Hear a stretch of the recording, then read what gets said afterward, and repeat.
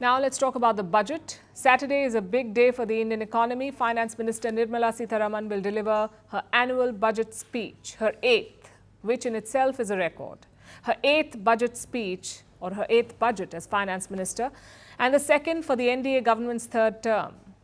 Last year, India's economy was doing relatively well, so the Finance Minister largely stuck to fiscal prudence.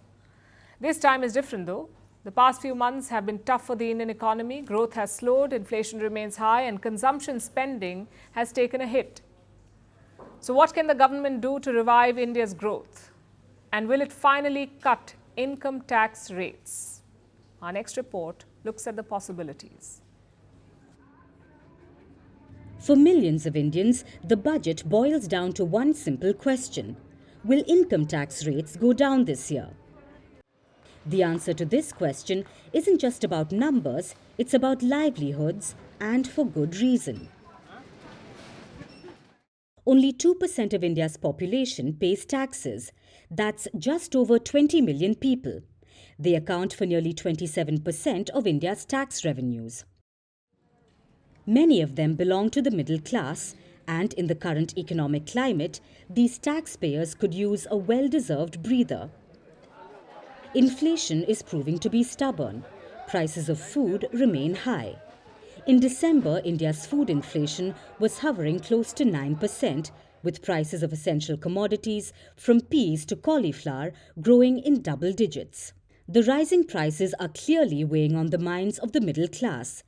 They are spending less than they usually do. Experts say fewer Indians are dining out. The sale of new cars also slowed towards the end of last year. The months of October and November usually keep car salespersons busy. It's the festive season and an auspicious time to bring home a new car. But in 2024, fewer Indians visited car showrooms. Even borrowing has slowed down. The demand for personal loans has seen a big drop.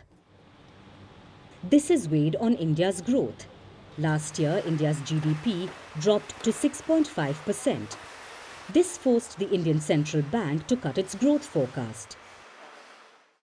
India's central bankers are concerned. They say the economy is showing signs of bottoming out. So the circumstances are right for the Indian government to cut income tax rates, and if recent reports are to be believed, the Indian Finance Ministry has even considered the move. But a decision is yet to be taken. The government could decide closer to the budget speech. The Prime Minister's package of 5 schemes. Prominent brokerages support the idea.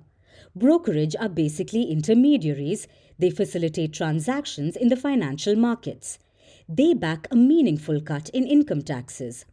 Firms like Citi and Jefferies are supporting tax breaks. They believe that Indians earning between 1 to 2 million rupees a year be given some tax relief. This could have a ripple effect on the markets too, as the middle class would have more breathing space and could spend more on non-essential goods. So how might the government provide this tax relief? Experts say there are 2 options.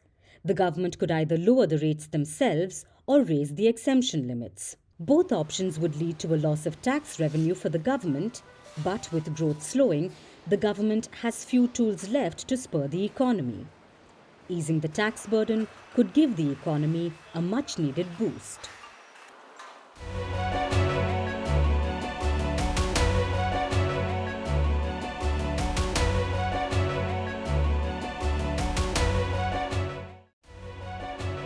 We're calling the show Vantage.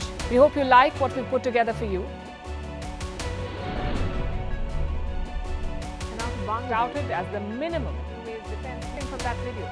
India's neighbours were the first to send the special edition of Vantage live from the White House throughout the week. Yes, Hindu Mandir we're on our way to Tel Aviv. City measure, but it's also the perfect way to drive.